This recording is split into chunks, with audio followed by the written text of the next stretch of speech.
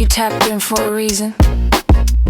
Late night, city lights, and something on your mind you can't quite shake. This ain't just noise, just that space in between, where thoughts get loud and the world gets real quiet.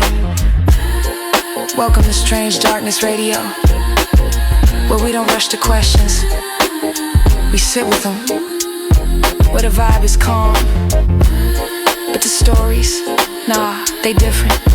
Tonight, we got somebody stepping into the circle. Let's welcome Dom, catching the signal with us. Welcome back, Welcome, Mr. Washington.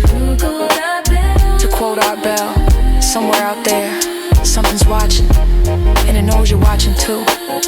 So if you ever felt that moment when the room too quiet, but it don't feel empty, yeah, you in the right place. Kick back again. Let the night do what it do, we just here explore it. This is Strange Darkness Radio. What is up? We are back again. Another show and some interesting developments on this particular episode. Tonight we have a very special guest, which we will get to in a minute, but we also have something very, very interesting and an interesting person on this particular episode. Dom, I should say, you probably the first host that are going to get the claps. So welcome to hosting on Strange Darkness Radio. Thank you. Dom, tell the people a little bit about yourself. I'm a calm, smooth individual. I have no complaints. I just come here to work and put in the effort. Nice. First rule of Fight Club, Dom, you have to make love with the microphone. Okay, that is the podcasting ritual that you will have to do. Yes, it has to be very close just so they can hear your voice and all that good stuff. So, Mike, what is up? Not a lot's going on. I'm still waiting to see the episode when we drop from our very special episode we did last Saturday. So I'm very eager to see how that turned out. Other than that, just going through the motions, just trying to get through the month till my brother gets here next month. Okay. Very eager to see him. Been a while. Nice. So what Mike is alluding to is a Ouija board and voice box session that we actually did. Again, fans, I'm not messing with the Ouija board. I did not participate in the Ouija board, but I did participate in the voice box or spirit box session because of something very, very interesting that occurred while listening to them do the spirit box. And you will see that at some point to see why I actually stepped in with that. So let's get into tonight's guest, and we'll let Benson take us down the road like usual. Here we go. Tonight, on Strange Darkness Radio, we are not just speaking with someone who explores the paranormal. We are sitting with someone who has been trusted to guide others through it.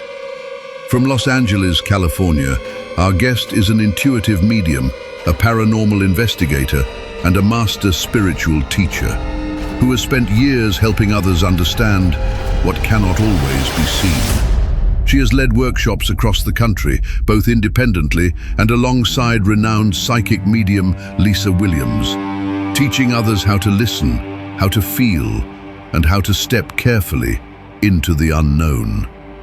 For the past 3 years, she has been honored to lead investigations and workshops at the legendary Lilydale Assembly, one of the most historic spiritualist communities in the world, a place where the veil is not just questioned, but studied. Her work has reached a wider audience. Currently, she is a featured lead paranormal expert on the hit Travel Channel series My Haunted Hometown, which also airs on the T+E network in Canada, now in its 2nd season. But tonight, this isn't about television.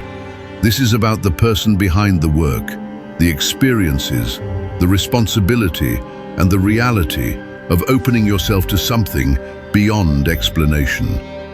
Because when you teach others to cross that threshold, you have to ask yourself, what have you already allowed to cross back? Tonight, we welcome Tawney Lewis. to Strange Darkness Radio. We didn't find it. Tawney, welcome to Strange Darkness Radio. Thank you so much for joining us tonight. Thank you. No, thank you for having me. I'm humbled and honored. And I also want to say I agree with you. I do not use the Ouija board either. Oh, I can't wait to get into that. It was my second time using it, and exactly what I thought. Not really much happened, I'll just say, but it was still creepy what happened. Yes, I can't wait to actually He's talk the about risk that. taker out the group. Yeah. Yes. But Tawney, Benson said a lot about what you do and everything else. But tell us a little bit about yourself. Yeah, so I'm born and raised in Los Angeles. I still live here. I am, God, where do I start? I'm a paranormal investigator. I've been doing that for about 15 years, researcher, and I'm also a spiritual teacher. So I teach classes on paranormal or, learning your intuition. But I'm also an intuitive medium. So I always say within the paranormal, I'm a jack of all trades. I pretty much do everything. It's a passion. I genuinely love doing it. Whenever I travel, I try to do an investigation or a ghost walk just because a lot of people, they do it for the spook factor. But for me, I just love history and I love learning about the land or the people that once lived there and their stories. And it's just very intriguing to me. And so, yeah, just the paranormal is something that I'm very, very, very involved. So what drew you to the paranormal and at what age? Oh gosh. So when I was about 10 years old, I actually saw a spirit. Looking, I could see a blonde hair, which was interesting because I grew up in Leimert Park, which in Los Angeles is a predominantly African American community. And so I remember seeing in my room at 1 a.m. a blonde hair girl with blue eyes. And I was like, that's not normal. What is she doing here? Not in your neighborhood. And I saw her and I looked 3 times and she was still there. Yeah. And then she started to fade away. And so that was the first time. And then I saw something else a few years later. And so now that I'm older, I'm like, okay, the house was haunted. But after that, my biggest fear, and it still kind of is the paranormal. I'm wow. absolutely terrified of everything paranormal. However, as the years went on, I felt kind of like this draw to know more. And it also ties into people that are scared of it now. They're like, oh, you do paranormal? That's dark. Yeah. I'm like, that's because you don't know what it is. You're scared of it. So when people don't know when something is, what it is, they fear it. Yes. And so I just took everything, I just learned what I could and took development classes and I basically wanted all the knowledge. And as the years went on, I still think, it's still a fear, but I understand it. And I feel controlled and I find it just fascinating. Yeah. That's interesting that you still fear it. I guess a healthy, healthy fear is what can ground you and, keep you, I guess, just focused on what is this and not believing everything you see opposed to, just everything that goes bump in the night, oh, that must be paranormal. Like the start of the studio situation that we had to get going. But here's the thing. Being an African-American female in this world in the paranormal, how is that different? Because it's very rare that people of color like myself being in this whole thing is something that's frowned upon by the African-American community. And it's more from a fearful standpoint or from, just the Bible, it's like, oh no, you don't be messing with the spirits, you're not supposed to play with them, and all that stuff like my mom always says. But how does that, work for you moving about in this field? It took me a while to be okay with it. I would try to hide it. I wouldn't post anything on social media about whether it's psychic or paranormal. And then finally I thought, you know what? Who cares? This is me. I enjoy it. And also I looked at it where it's like, oh, initially, oh, I'm different, to being like, you know what? I'm different. Yeah. Okay, cool. And so, and you're right. It's not very many, people of color that are in this field. But you know what? I think it's a good thing that there are people like us that are starting to be seen more, because you look at the field of paranormal, just going to be honest with you, it is mostly Caucasian men. That's usually what you see. There's barely women. I mean, there are women. There's just not as many. And so I think that could be why over the last few years, I'm very humbled by it. I've gotten a lot of media opportunities because I think people see me and it's not just, oh, I'm Black and I love paranormal. It's no, I Exactly. am Black, but I love it and I know about it. Yes. I'm knowledgeable about this. And Exactly. so I put myself out there in that sense where it's like, hey, it's not just the Caucasian men. You have a female here who also happens to be Black. Mm-hmm.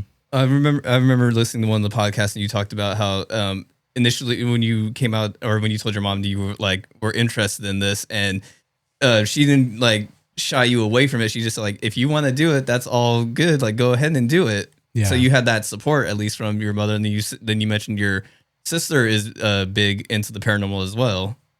Yeah, I was going to bring that up. My mom is, because she does not believe, she thinks we're all weird and she doesn't believe in any of this. And yeah, when I tapped into the intuitive side, I remember that conversation. I was like, hey, people are saying what I'm getting is accurate. And she said, do you enjoy doing it? I said, I think it's interesting. She was Yeah. like, do you like to help people? I was like, I think so.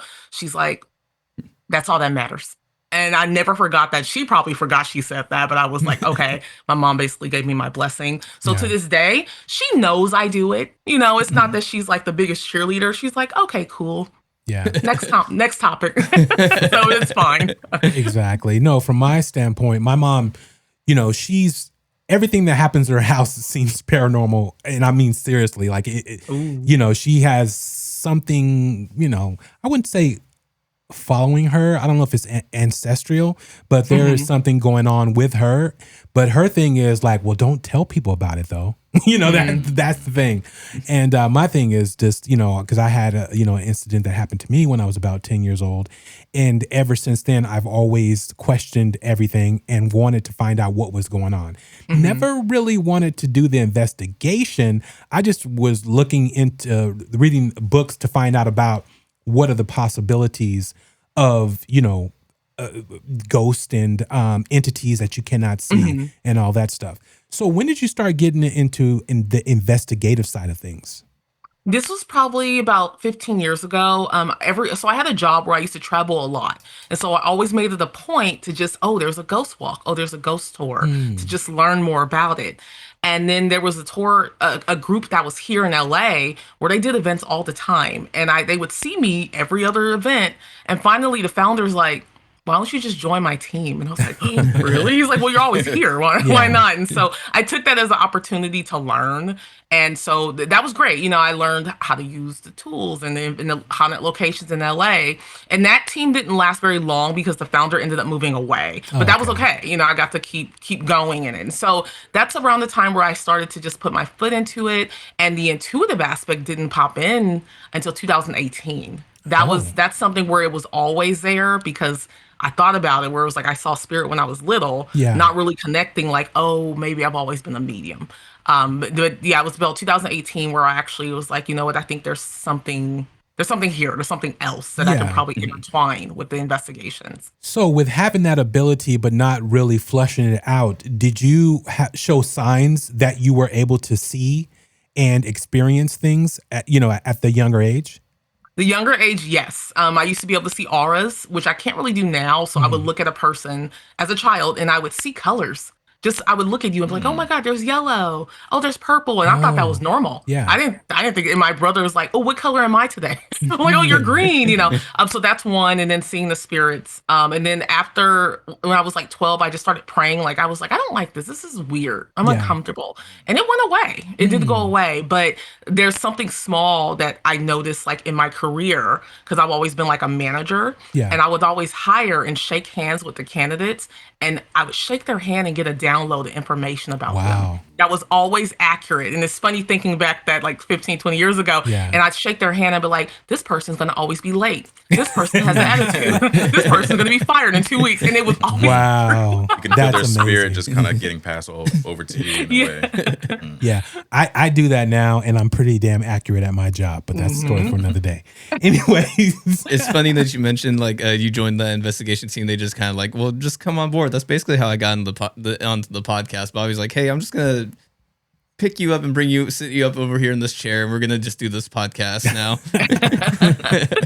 Mike loves the paranormal. Oh, I love it. nice. Dom, what questions do you have? for Tawney? I was thinking about when you mentioned your passion, like at a young age, it started, I heard, but like what triggered it for you? Like hearing your mom giving you the encouragement, or was it like certain things when you just had to experience going on through your day-to-day journeys? Just to make sure I understand, like my passion, like what kind of kept me going doing the paranormal. Yes. You know what? It was okay, because to me it's like two separate things because I started doing the investigations first. Okay. That was telling the stories, going to a location and hearing about the history from, I'm making up a year, 1910. Yeah. I'm like, oh, that's who lived here? Oh, that's when the house was built? Oh, crap, they did this? That's so exciting to me. Okay. When it comes to the intuitive aspect, when I first learned, I was taking development classes, and the teacher paired me with some student, and she was like, you have to do a mediumship reading on her. And I remember thinking like, oh God, I was not happy about it. Yeah. And I did it, and I just spewed whatever came to mind. I was like, there's a guy, he's this, I think I said he overdosed and all this stuff. Mhm. And I remember she started crying. Oh, wow. And that was when I was like, are you okay? And she's like, that's my ex. And he did overdose on drugs. And that was the moment where I said, oh my God. Like I didn't mean to laugh, but I was thinking to myself, like, there's something here that I've been ignoring since I was a child. And then that was when I thought, okay, this is probably something that I can intertwine with my investigations. And so using both of those is still what gets me like really focused now. Because, you see the different types of investigators now. They're either, I'm an investigator, I have my tools, or I'm a medium, I feel, I see, I'm here, hello. And it's like, with me, I love doing both. Yeah. I don't have to go into an investigation using my mediumship. I can just pull out my tools and just like, okay, let's see where we're going. Or I cannot do that. I can go the other route. Gotcha. With investigations, which ones would you personally would not want to do? Ooh, which ones would I not want to do again? Yeah. You mean out of the places that she's been to, or just in general? I would say both. Let's answer both questions. Yeah. Okay. There's one. Oh man, it came in my head and it went out. You know what? I think it was demolished. There was one called Bobby Mackey's. Oh yes, Bobby Mackey's. Yeah, and so I remember reading and hearing about it, and I was like, I will never in my life go anywhere near that place because the way it was described on TV. However, it was about a year ago. I went to the Haunted Museum in Las Vegas, and Zach Baggins just so happened to, I think it was demolished, and he has pieces of that place in the museum.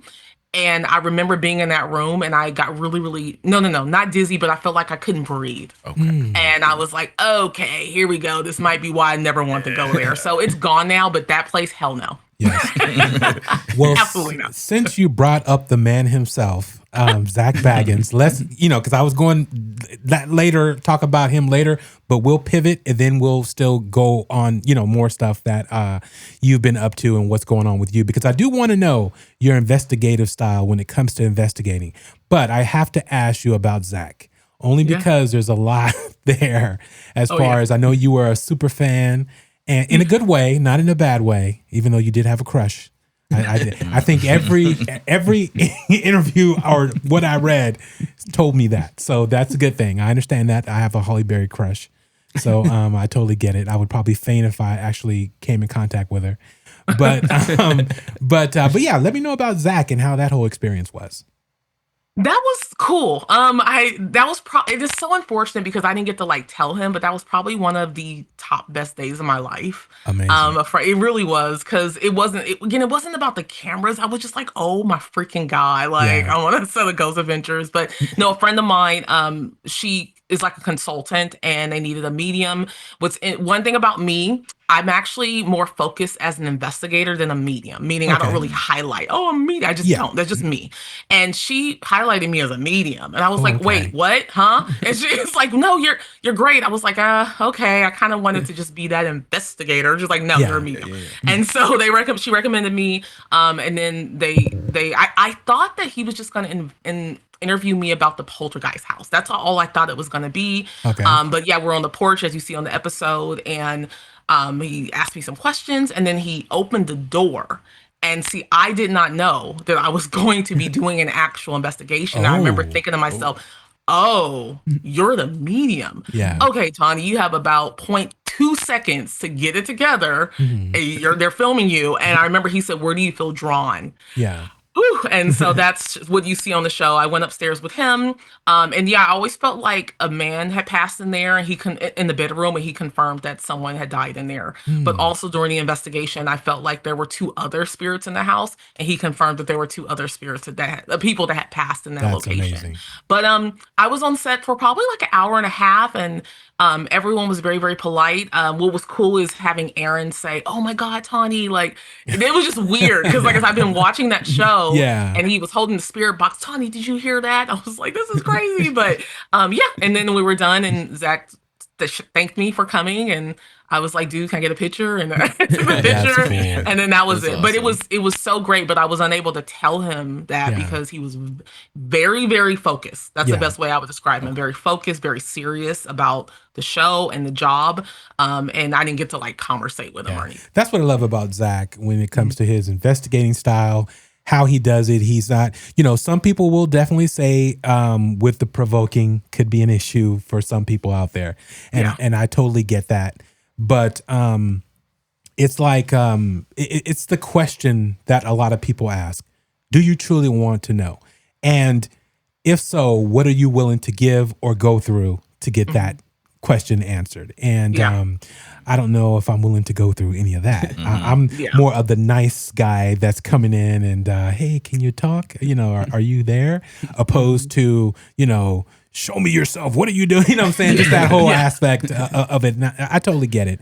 And, sometimes, I wouldn't say, as long as Zach's been doing this, I wouldn't say it's for the TV series or the show on things that he does, because I don't know if you should know his first episode that wasn't with A&E. It was, or Travel Channel.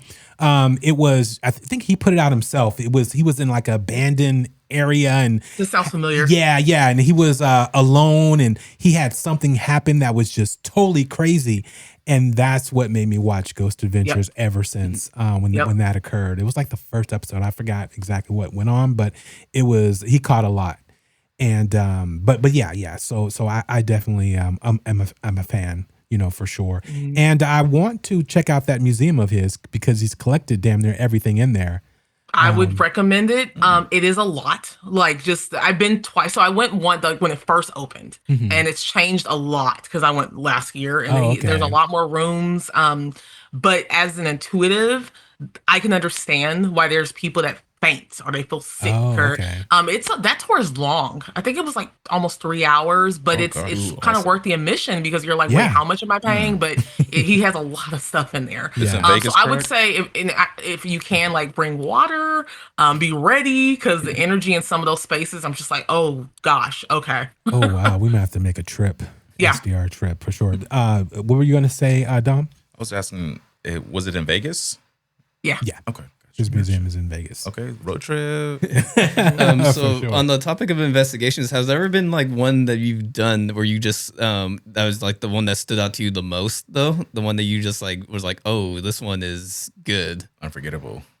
There's a few. The one that always comes to mind that I bring up a lot is Montana State Prison, just because it's just so freaking massive. And so I like to tell people that are interested, because the owners were cool. So I think anyone could book it and go and investigate. I was with a team at that time, and I just remember thinking, we need like 2 days here.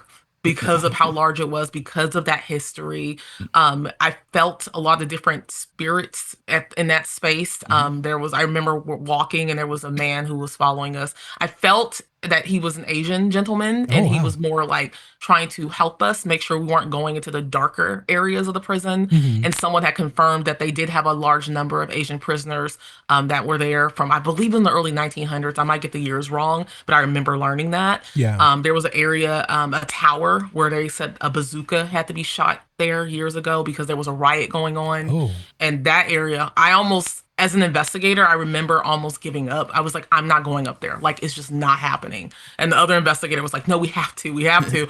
And I just remember an empty space, completely empty, but all I felt were just eyes just watching us, on us. And so that place, I would go back.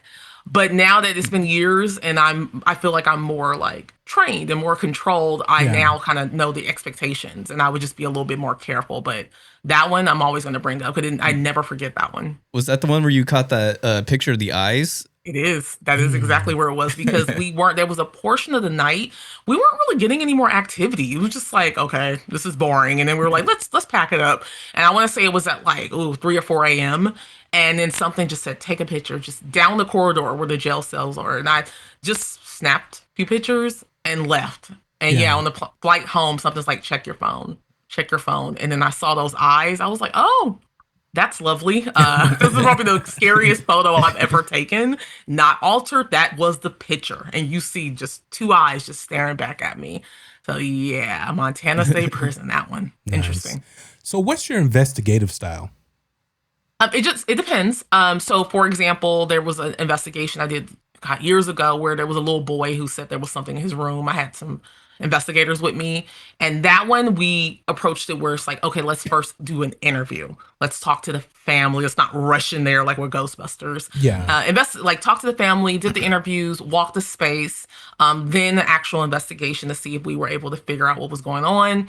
And this was years ago, so I'm trying to remember the specifics, but it felt like it was more centered in his room. And then we were able to clear it out. We gave him some crystals. He was happy, an investigation like the Whaley House, where I love that place. I'm like, I'm just going because I just feel like investigating. Yeah. I walk in with both tools, investigate, like intuitive aspect, just like, I'm back. I've been there a million times. I love that place. Yeah. It's so active. That's another place I would recommend, the Whaley House. But that one is like, hey, who's here? Because there's so many different types of spirits that haunt the Whaley House. And it's like the one that comes out the most is Violet. Violet, she was the daughter that basically committed suicide on the property.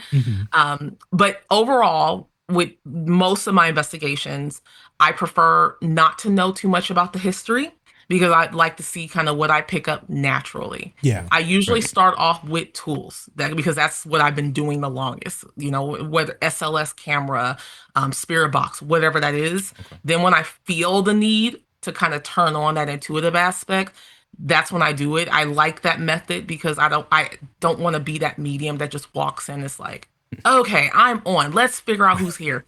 I don't think that's really needed, but I like to mix it in. So spirit box.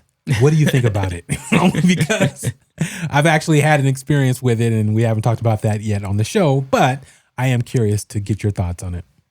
I used it a lot more like years ago. I pop it out every so often, but I enjoy it. Recently, I've been using an app over it called Necrophonic. I kind of think it's awesome. Someone was using it during one of my investigations. I was like, what is that? They were like, it's a necrophonic, but it was giving clearer to me responses in the spirit box. And so now during investigations, I'll use both, but I'll turn on that necrophonic app and I'll connect it to a Bluetooth speaker. Yeah. And you could hear it's just clear. I'm like, oh, is this the new future of ghost hunting? Yeah. So I do like the spirit box, but I can feel myself kind of starting to like transition away. Stop using it eventually. No, that's totally cool. And people definitely get that. Check it out. And, and it's probably using the 5G for a better connection opposed to the, radio and AM channels and all that good stuff. But yeah, I was totally surprised. Again, the experience that we had with it, I was blown away. Mm-hmm. Again, not so much with the Ouija board, but I'm not just physically touching the Ouija board to play. That's just not my thing. He's keeping it locked in his trunk of his car right now ever since that night. Yeah. That's where it remains. Yeah. So I do have a question too. Have you ever done or been a part of an Estes method? Oh, yes. I love the Estes method. It's something that I always try to incorporate in every investigation or event that I do. I did an excellent one in it's already April. March, I was in Houston, Texas for an event with Adam Berry from Kindred Spirits. And we were paired up with other investigators. And Adam and I were stationed in this really old property. And we did the Estes method heavily there. And but yes, it's one of my favorite methods to use. Oh, wow. Let's talk about your television experiences because, again, you have are you the lead investigator to where you're physically on the show or pretty much analyzing what is happening? Analyzing. Yeah. Okay. So, well, let me back up. So, Ghost Adventures is the only show where I was there. Like, I went to the Poltergeist house. I got to tour it with Zach. That like I said, that was freaking fantastic. All the other shows. So, My Haunted Hometown, Paranormal Revenge. There's also a few shows on Tubi. Scariest Places in America, Scariest Places in the World, and Famously Haunted Hollywood. Those are, yeah, I'm the expert giving insight on a lot of the paranormal cases, are locations. Oh, wow. That's incredible. How did you get that gig? Just by, one, the knowledge, you're very knowledgeable and you've been doing this for decades, and you actually study it, and there was something about where you were going to school for it. You had to be a medium or something like that. Is that right? Yeah.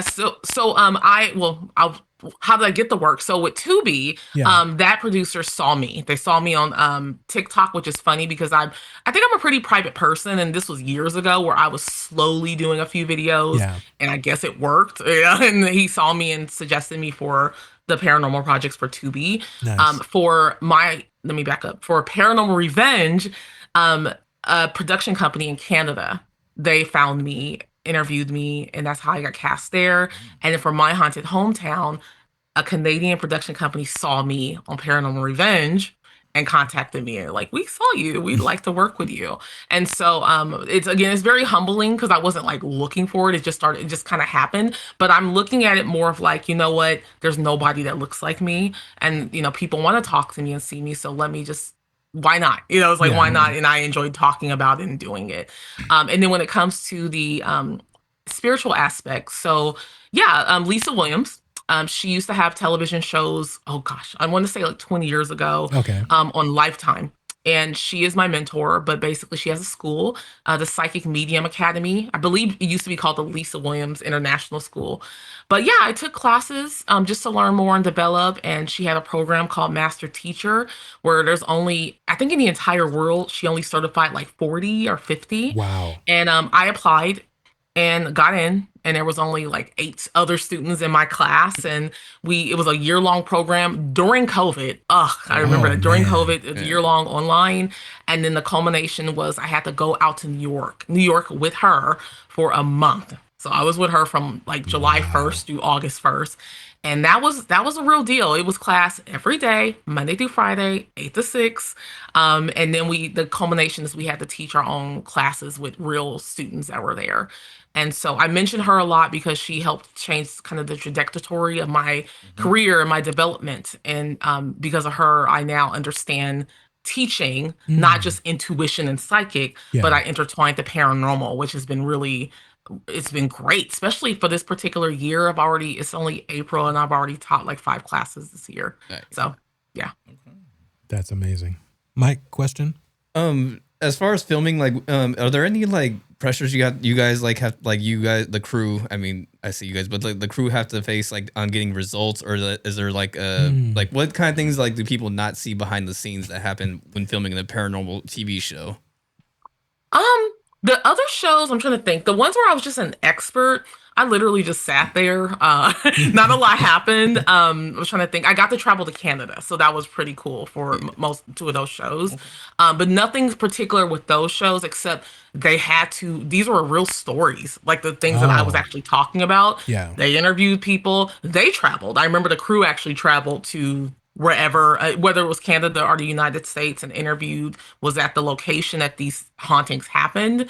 Like Paranormal Revenge was more like violent hauntings.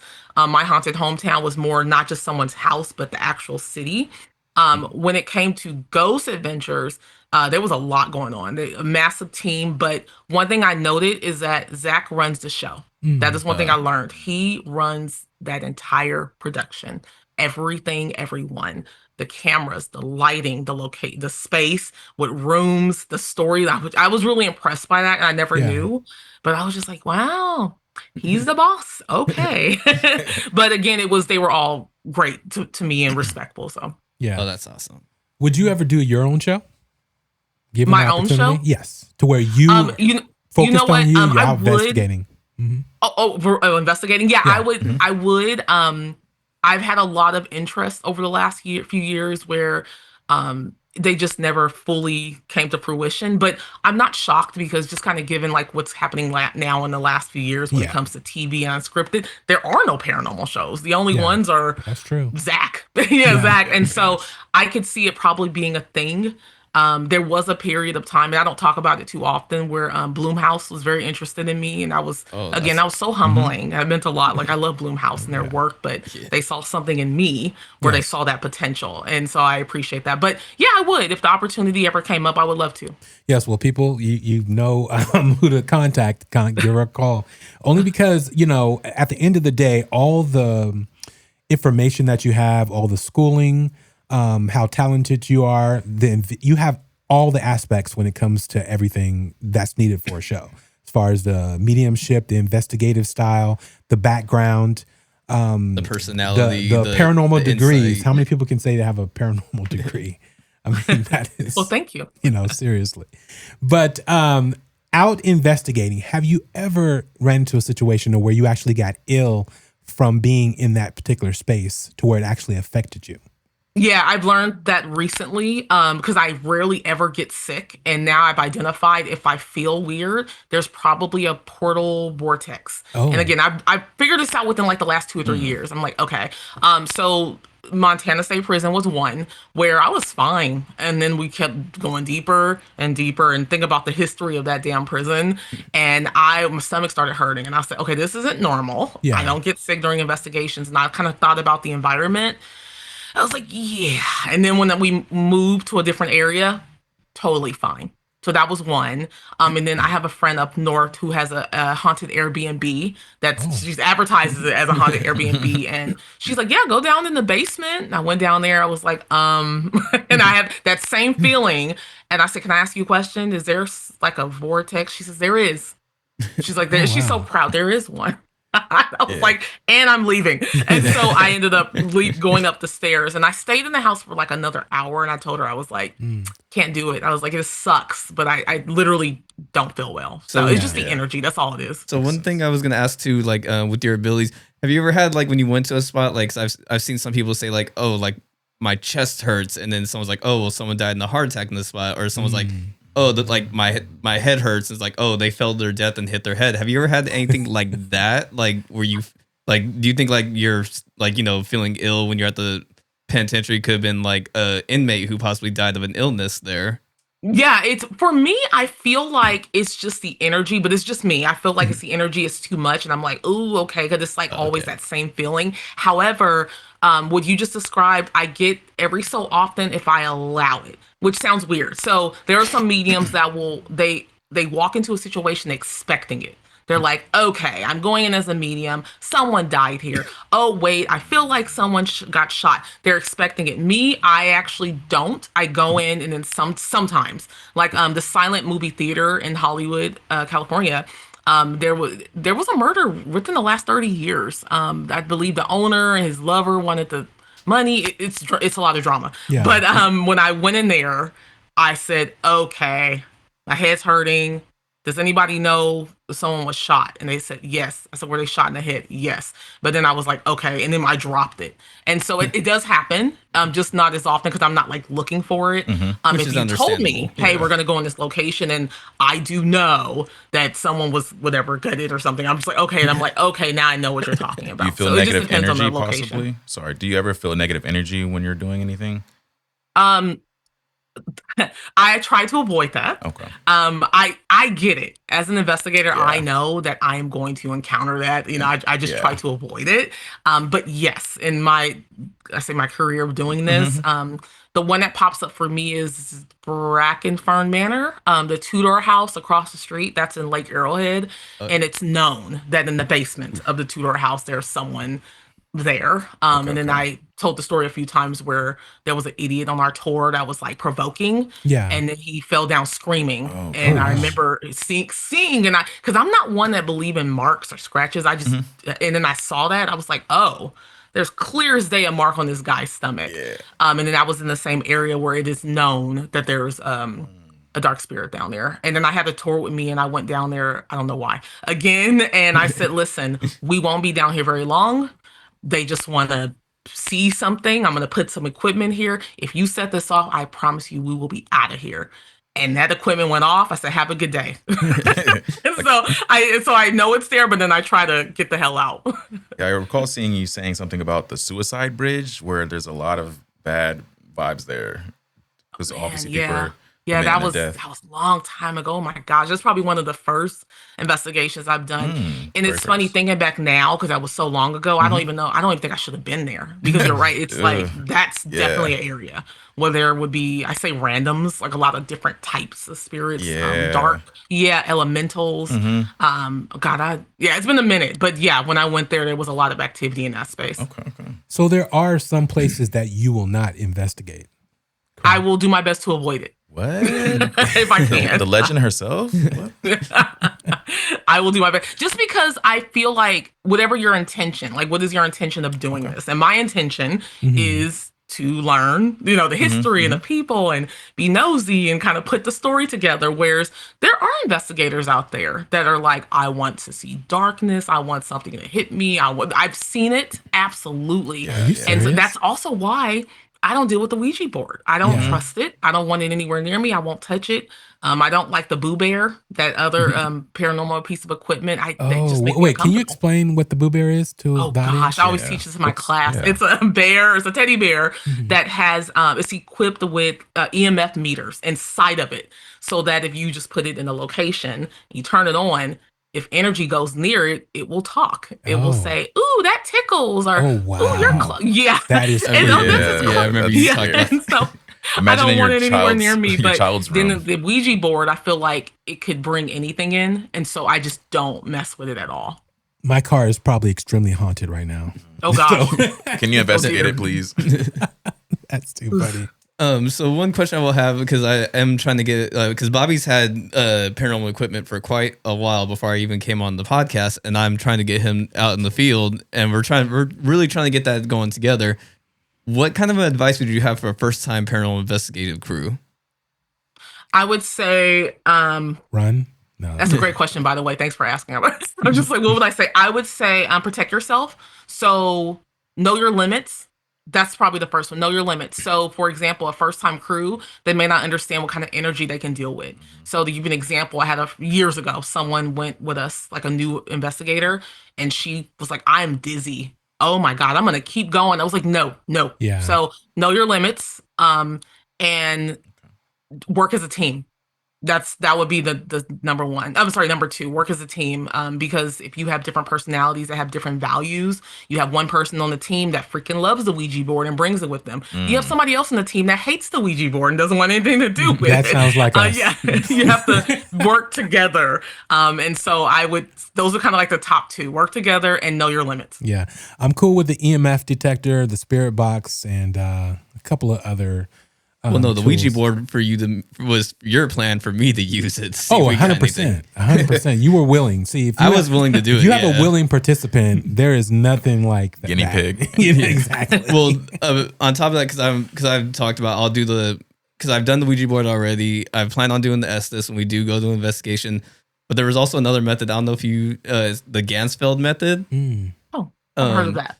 So that one is a sensory deprivation one where you have someone who's laying flat on the ground. You have I've seen that they put golf balls over their eyes and they use golf balls, or not golf balls. Sorry, ping pong balls. They cut it in half and they just put it over your eyes to block the light.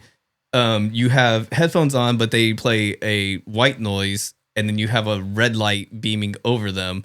And what it's supposed to do is supposed to induce hallucinations, and you kind of become this conduit where people ask the person or ask whatever's there a question, and then it's like, hey, show the person on the floor an image of something. Like I've seen another paranormal group not really paranormal group, this group I follow, they done one, and the guy who's the highly skeptic was on the ground for like an hour, and he was giving like he was like, I see eyes, I see they're like, oh yeah, like here's a trigger item, what's this item? And then the guy was like, whoa, like whatever was speaking to him was like, whoa, like, but he couldn't respond. But after it was over, they were like, oh yeah, you didn't say what the trigger item was. And he's like, oh, it was a gun.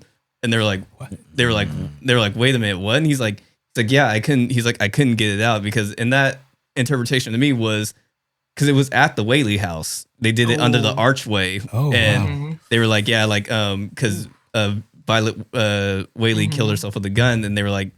And then so they were like, oh, she probably saw it, was like, whoa, why is this here? And because he was like, yeah, I couldn't get it out. But it's definitely a method I was going to try out because I was like, that one's interesting to me. See, as he says, I was going to try it out. He's willing to try it. So, oh, yeah, I'm going to try it out. Hey, if you're willing to try it, we'll film it. but can, a person pick up an attachment while out investigating?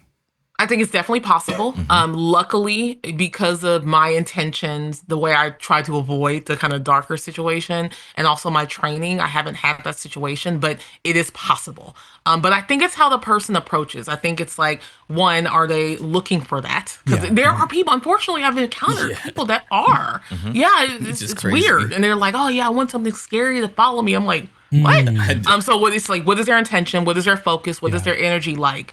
And then it is possible because I've seen it. Some people, like there was one young lady that I felt like she was looking for that and like constantly, and then sure enough, she's like, I feel like something's attached. Just like, oh gosh. So yes, I feel like it is a possibility. What because you actually lead your investigations, correct? I can, yes. Okay. Yeah. Do you do like any protection as a group, or you just do it independently for yourself, and let them try to figure it out, or do you do it for everyone? Both. So I always do one before I get out the car. Before I even go into the location, I do a prayer protection for myself and also my investigative partner. Then I also do a prayer for the entire group. And then before I leave the property, I do it again. But I also tell the participants, whoever's there, that when we're done, say goodbye. Yeah. Say thank you, goodbye, so that they know we're not friends. Yeah. And it's always seemed to work. And so far, we've done plenty of investigations and no one's ever been like, help me. Like it just hasn't happened. Right. It's worked for me. And I usually teach that in my classes where I'm like, listen, I'm not God, but this is the steps I suggest. And people usually are like, okay, cool. And they just kind of take that. In a ballpark, how many investigations do you think you've been on? Oh gosh. I'm thinking. Hundreds? I'm going to say, I don't know. I'm going to say 70. Okay.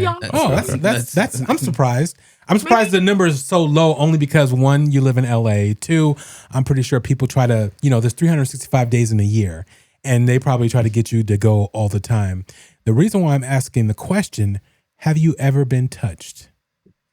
It happened once, and I said, don't ever do it again. Ooh. And it's never happened again. Oh, wow. Because again, it's about the boundaries, and I always make it very clear, like what you can and cannot do. And I'm like, we don't touch. Like, I'm sorry, it's just not going to happen. Because I always tell everyone, I'm like, talk to them like they're a person, because they were people at some point. And so they're usually like, oh, I can't touch you. No, you cannot touch me. Yeah. And it might be more investigations, by the way. It's because there was a good time, a long period where I wasn't really doing them. I was just very focused on my day job. But for some reason, this last year, it's been crazy in a good way, where it's like back-to-back events, classes, teaching classes in haunted locations.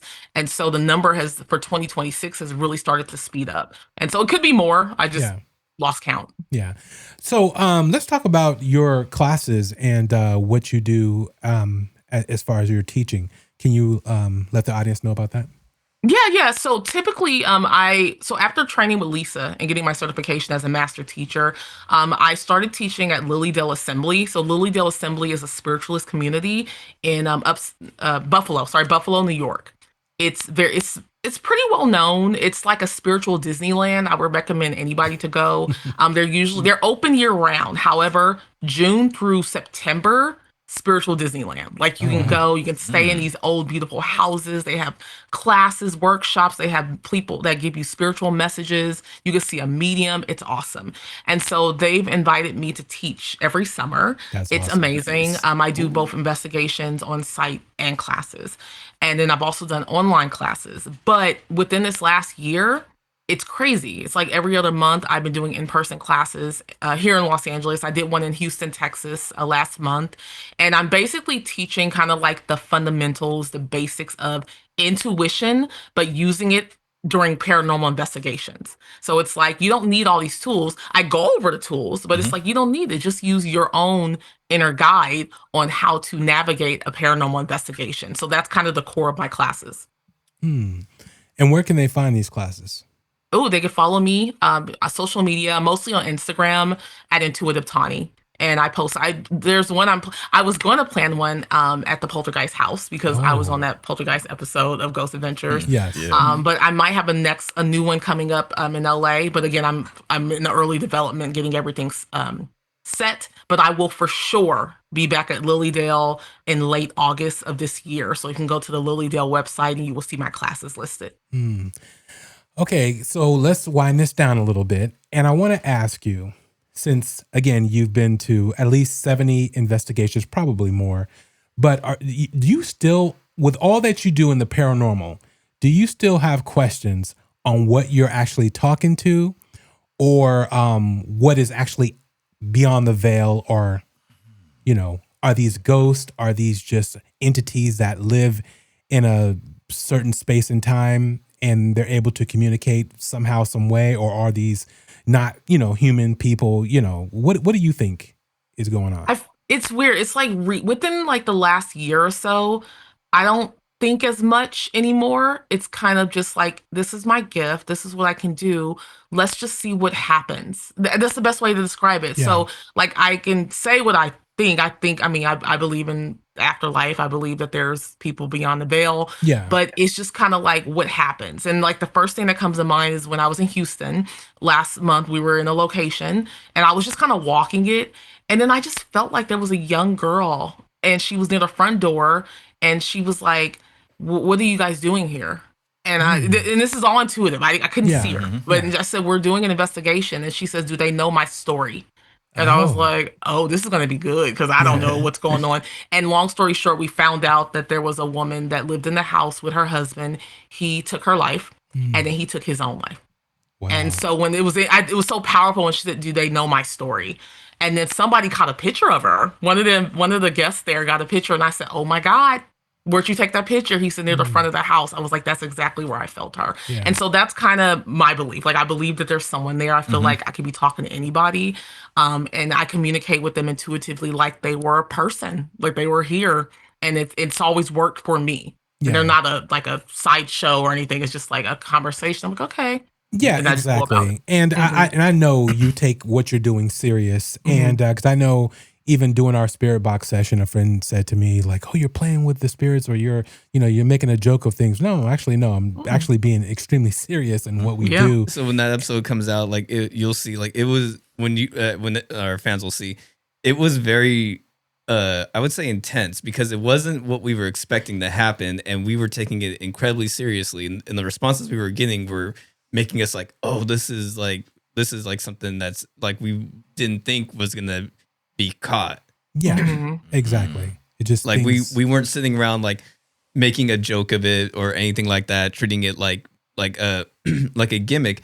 It was legit. We were like, when people see it, like our reactions were genuine because we were not expecting it to go the way it went. Yeah, it was very interesting. And but with all that being said, what would you do? Would you do anything different if you had your abilities and you knew your abilities were there earlier, or would you be on this same path, you think? I think I'd be on the same path. Yeah. Yeah, it happened when it needed to happen. The timing was just incredible. But yeah, I would be on the same path, I think. So my one of my final questions would be, anywhere in the world, what would be the location you would want to investigate? Like you had full control to go investigate a location. I have two actually. One, I've always wanted to go to the Valeska Axe murder house. I've heard it's just really active. I'm just very curious about that location. And then also any castle. I'm dying to get to a castle. Me I don't too. care where. Cool. Yes. But now with the whole axe situation, that could be a scary type deal, meaning, something that, has nefarious, air to it, opposed to, the let me just find out what's going on, because what happened there. So that I doesn't do know what's frighten you happening. at all? I just feel like because of the kids, there's a lot of kids there. Yeah. And so it would be interesting to see to tell their story. It So would. that's kind of my approach where it's like, what happened? You know, what's Yeah. going on? Like, talk to me and just see. Sorry, my dog's coughing in the background. Oh, yeah, no worries. But yeah, that's kind of my approach with that particular place. It's just to learn more about them. Because that was the and just location tell that their had. story. Because that was the location that had 4 kids murdered. Right. Yeah. It was the two parents, and then the 4 two. There were 2 kids, and then 2 kids that stayed the night. Correct. Or I believe so. Yeah, that would freak me out. I think someone said that. I can't remember what group it was, but someone else said that they caught a recording and it sounded like thuds. And then someone's like, they're like, he's like, I don't want to say what I think that is because like that sounds like something hitting something. My God. Yeah, See? like it was like just thud, and they were like, that sounds like, he's like, I don't want to put that out there, but it sounds like an axe hitting something very hard. They have overnight sleepovers. That I would never do. Absolutely not. I would go and I would leave at like 11. I think I'd be willing to stay the night. Oh God. Oh good. give it a try. Bobby will be sleeping in the car with all the equipment. He'll be like, I will be at the hotel in the next town. See? Is where I would be. Dom, you have any final questions? Yeah, I do. Donnie? I was gonna ask, like, how can you tell from like a regular spirit from like a demonic spirit? Ooh. Because like when I go home and it's dark, Oh, wait a minute. I do feel like some presence. Like I don't know how to explain it, but like I've been feeling it for quite some time, and like I turn the lights on, it's gone. But like in my room when it's just dark and me, I feel something. There's a few ways you can tell. Like I would tell someone, okay, if they're like, I think there's something in my house. I'm like, are you scared or do you feel comfortable? They're like, well, I'm okay. Usually it's a relative visiting them, where they're used to their energy, but they don't really know what's happening. Okay. But also, yeah, if you're just like, no, I feel like there's something dark, I'm uncomfortable, then it could be something darker. Now, I think of like the Hinsdale house. I investigated that last August with Bridget Marquardt. And I remember we went in and I did an intuitive walkthrough. That basement, I could see something that was not of this earth. Wow. I could feel it. And I was like, I'm not going down there. And I made that clear. That was my intention. I was like, it's not going to happen. I think she went down there. So she went down there. But yeah, it was a feeling. And then I could also, clairvoyant. So clairvoyant means I could see it kind of play out like a movie. And I saw like 2, the best way to describe it was like twins that were not of this earth. And I think someone did say that because I didn't do too much research on the house, that there was something like that.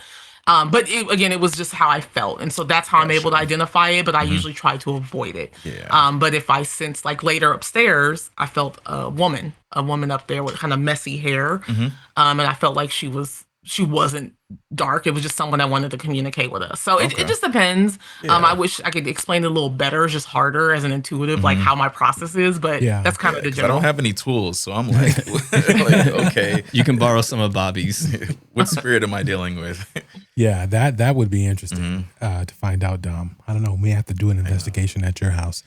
But Dominique, Please. do you live near water anywhere? I do. Yeah, I think you have a man. I don't think he's in your room. I think he's like, he likes to go kind of outside or in that area. Yeah, we're like near a lake.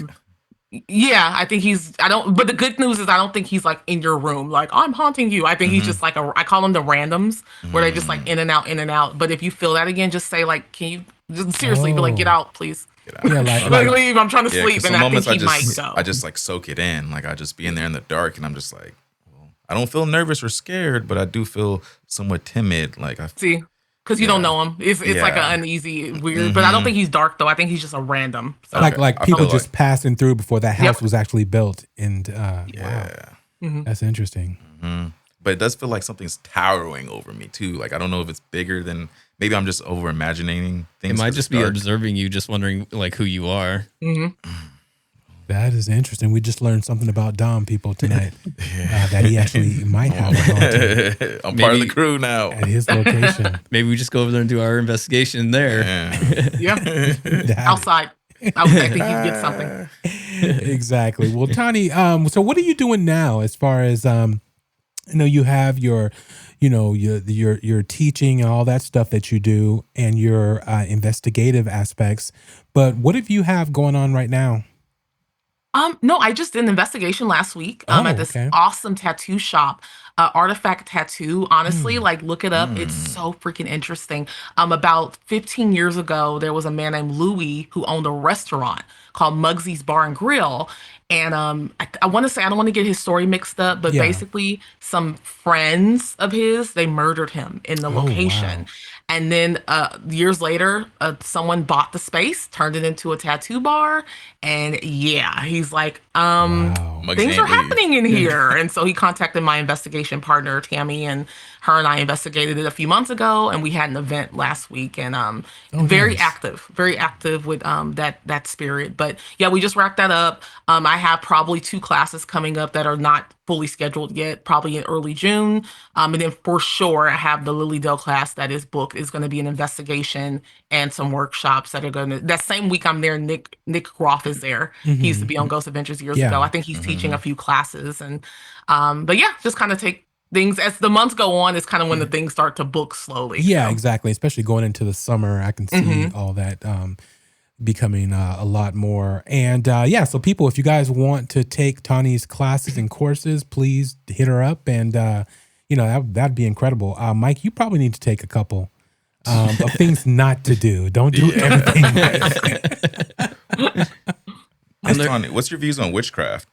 Ooh. I believe it. It's not my jam. I think it's interesting. I think there are people, like, for example, one girl asked me last week at that event, like, I forgot what she asked, but I was like, I actually feel like there's something around you with that. I said, I never say that ever. Yeah. And so she's like, really? I was like, yeah, basically, bitch, I think you're a witch. And so she was like, oh, but I believe in it. I just feel like there's a lot of people now that take advantage of it, where they're like, oh my God, I love Gothic. That means I'm a witch. And it's like, no, it doesn't mean that. So I believe in it, but I think it's kind of few and far between of those that are really, I'll say gifted in that art of like what is being a Wiccan or a witch or anything like that. I was told how you can tell a witch is if the color of their eyes change.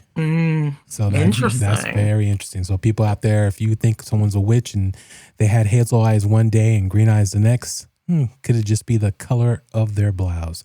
But anyways, and because Bobby hasn't asked this question, he usually asks our guests, "What are your views on aliens?" Oh, that's actually what I was very fearful of when I was younger. I was so scared of freaking aliens. I believe in them. I definitely think they exist. I feel like they walk among us. There's some people that are, we just don't know who they are. Yeah. I think eventually within probably the next, not far off, 10 to 15 years, I think they're going to start showing themselves more. Yeah, it's not my field of study, but I know a little bit about it, but I definitely believe in them. And here's the funny thing about that. A lot of people say that the aliens are acting like demons, and that's really what we're seeing and what we're encountering. But who knows? Yeah, that's interesting. That's what they say. But that's funny. But Tawney, thanks again for joining us on tonight's show, and with all the craziness that happened in the beginning. Something always weird happens in the studio, but it never was to that magnitude. So I do find that interesting. But we were able to get it all, the ship righted and all that good stuff. But I definitely want to thank you for joining us on tonight's show. No, thank you. We will have all your links and information in our show description. And again, it's been an amazing conversation. And if we ever come out to LA, I definitely want to drop you a line and say, hey, what's a good place to go check out? Not saying that I'm totally going to be investigating it, but probably Mike will. And a couple of others on the crew. But yeah, I think that would be extremely fun to do that. And but yes, thank you for joining us tonight. No, thank you for having me. I appreciate it. You guys were great. That's how we close it out tonight. To our guests, thank you for stepping into the signal with us, for sharing your time, your story, your energy. Nothing but respect. And to everybody listening, wherever you at right now, car rides, late shifts, quiet rooms, we see you. We appreciate you. You're the reason this stays alive. If this spoke to you tonight, keep it to yourself. Spread the word from the highest mountains to the lowest valleys. Let it travel city to city, mind to mind. Help us reach the world. Until next time, stay curious, stay aware, and don't ignore that feeling when something don't feel right. We'll be right here, still searching, still listening. This is Strange Darkness Radio.